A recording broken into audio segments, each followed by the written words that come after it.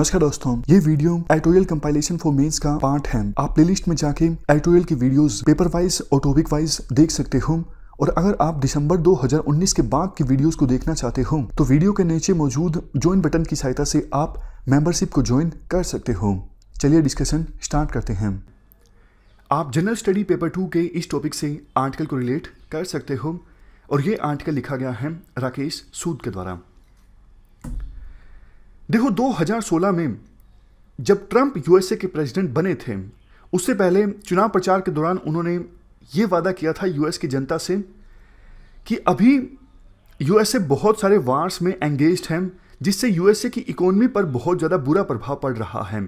अगर आप मुझे वोट देते हो, अगर मैं राष्ट्रपति बनता हूँ, तो मैं उन सभी वार्स को ख़त्म करूँगा और यूएसए की फोर्सेस जो दूसरे देशों में तैनात हैं उनको मैं लेके आऊँगा वापस यूएसए में। तो बाद में आपको पता है ट्रंप राष्ट्रपति बन गए। देखो, अफगानिस्तान को लेकर शुरुआत में ट्रंप की रणनीति यह रही कि वार को खत्म किया जाए। वार को कैसे खत्म किया जाए?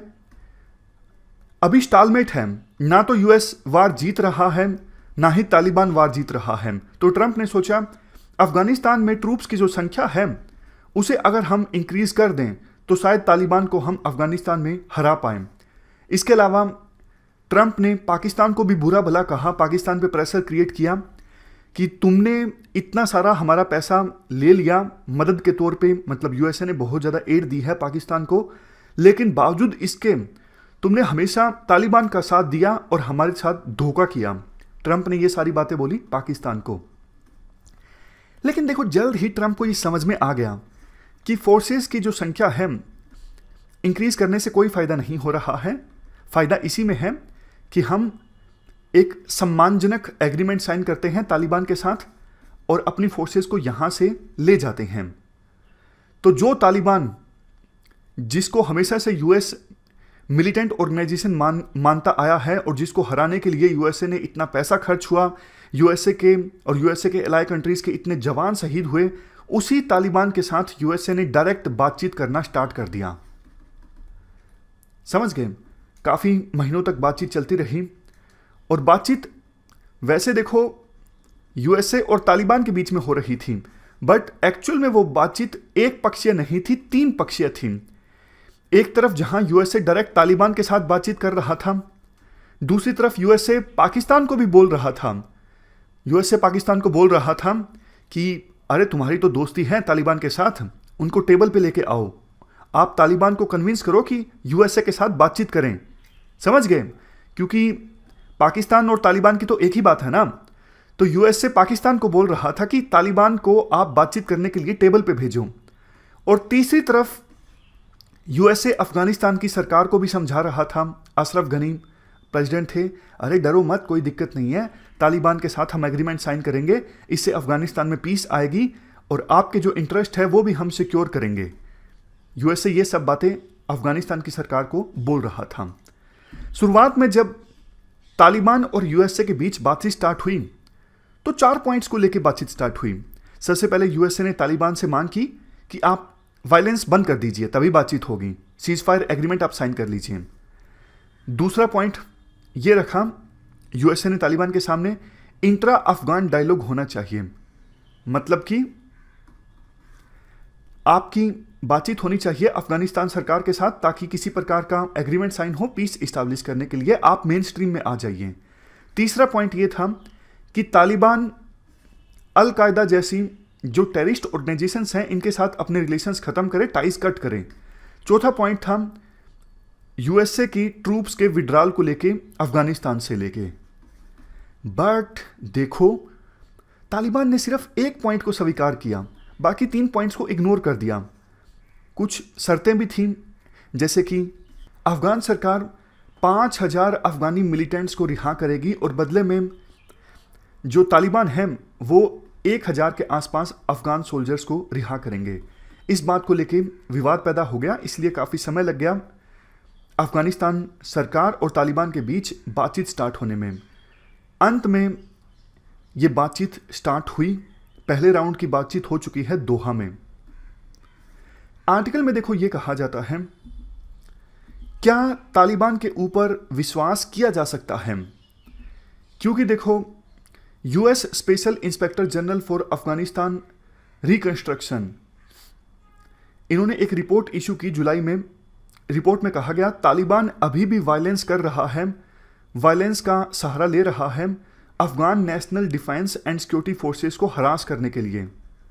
लेकिन वायलेंस इतना ज़्यादा नहीं किया जा रहा है तालिबान के द्वारा जानबूझकर कि कुछ ऐसा ना हो जाए कि यूएसए जो जाने वाला है अफगानिस्तान से वो अपना प्लान रद्द कर दे। समझ गए? मतलब वायलेंस अभी भी तालिबान के द्वारा किया जा रहा है और फेवरेबल कंडीशंस आने का इंतजार कर रहा है। जैसे ही यूएसए अफगानिस्तान छोड़ के जाएगा वैसे ही तालिबान अफगानिस्तान की सत्ता पर काबिज होने की कोशिश कर सकता है। इसके अलावा UN analytical support and sanctions monitoring team की एक रिपोर्ट ने कहा कि अभी भी तालिबान ने अल-कायदा जैसे टेरर ऑर्गेनाइजेशंस के साथ अपने टाइज पूरी तरह से कट नहीं किए हैं। अभी भी अल-कायदा तालिबान के अम्ब्रेला के अंतर्गत ऑपरेट कर रहा है काफ़ी सारे प्रोविंसेस में, जैसे निमरोज, हेलमंड, कंधार। इवन कंसर्न देखो ये भी है, 5,000 जो तालिबान मिलिटेंट्स रिहा किए गए हैं उनमें से कुछ ऐसे हैं जिन्होंने फिर से इंसर्जेंसी को ज्वाइन कर लिया है, यानी वो अब फिर से वायलेंस करने लगे हैं। तो ये सारे कंसर्न्स हैं। देखो, हमेशा से विभिन्न एक्टर्स के द्वारा ये बातचीत की जाती रही है, ये डिमांड रखी गई है कि जो अफगानिस्तान में पीस इस्टेब्लिश करने की प्रोसेस हो वो Afghan led, Afghan owned, Afghan controlled होनी चाहिए। फिर से बोलता हूँ, जो भी पीस प्रोसेस चले अफगानिस्तान में पीस इस्टेब्लिश करने के लिए वो अफगान लेड, अफगान ओन्ड और अफगान कंट्रोल्ड होनी चाहिए। बट अभी देखो जो बातचीत चल रही है वो तो तालिबान कंट्रोल्ड है। तालिबान जो चाह रहा है वैसा हो रहा है और रिस्पॉन्सिबिलिटी किसी भी देश की नहीं है। यूएसए अब अफगानिस्तान छोड़ के जा रहा है, बाकी कोई देश जैसे चाइना, रसिया, ये देश भी रिस्पॉन्सिबिलिटी लेने के लिए तैयार नहीं है। रसिया का सिर्फ कंसर्न इतना है कि एक तो अफगानिस्तान से रशिया में ड्रग्स की सप्लाई ना हो, दूसरा अफगानिस्तान एक रूट ना बने, सोर्स ना बने साउदर्न रशिया में एक्सट्रीमिज्म का। और चाइना को तो देखो कोई चिंता है ही नहीं। क्यों? क्योंकि चाइना को पता है पाकिस्तान जो है वो पाकिस्तान का तालिबान के ऊपर होल्ड है और पाकिस्तान के थ्रू अफगानिस्तान को हम चाइना के इंटरेस्ट के अगेंस्ट इस्तेमाल नहीं होने देंगे। समझ गए? बचता है एक मेजर कंट्री, वो है इंडिया। इंडिया ने देखो अब सिचुएशन को समझ लिया है। पहले क्या था, इंडिया तालिबान के साथ मेज पर बैठने से ही इनकार कर देता था। मतलब जिस टेबल पे तालिबान बैठा होता था इंडिया कह देता था हम इस टेबल पे नहीं बैठेंगे। बट अब चूंकि अफगानिस्तान सरकार खुद ही बातचीत कर रही है तालिबान से, तो इंडिया ने भी पहली बार उस टेबल पे हिस्सा लिया बातचीत के लिए जिस पर तालिबान बैठा था। पहले राउंड की जो बातचीत हुई है अफगान सरकार और तालिबान के बीच, उसमें हमारे विदेश मंत्री एस जयशंकर ने उसको संबोधित किया। तो ये एक अच्छी शुरुआत है। वैसे भी जो बड़े देश हैं वो हमेशा से ये मांग करते रहे हैं कि अगर इंडिया चाहता है कि अफगान पीस प्रोसेस में आपको भी इन्वॉल्व किया जाए तो आपको तालिबान के साथ बातचीत करनी होगी। आप ये नहीं डिमांड कर सकते कि हम तालिबान के साथ बातचीत भी नहीं करेंगे और अफगान पीस प्रोसेस में भी इंडिया को शामिल किया जाए। तो इसी सिचुएशन को देखते हुए इंडिया ने तालिबान के साथ, मतलब डायरेक्टली इंडिया नहीं बात कर रहा है तालिबान के साथ, लेकिन उस टेबल पे बातचीत करने के लिए इंडिया इन्वॉल्व हुआ जिस टेबल पे तालिबान बैठा था। तो अब लास्ट में देखो एक बात ये बोली जाती है, जो वाशिंगटन पोस्ट में एक लेख लिखा गया था अफगानिस्तान के राष्ट्रपति अशरफ गनी के द्वारा कि तालिबान को अब समझना होगा 74% अफगानिस्तान की जो पॉपुलेशन है उसकी एज 30 साल से कम है। ये वो लोग हैं जो बेशक कंजर्वेटिव सोसाइटी में रहे हों लेकिन ओपन सोसाइटी में रहे हैं।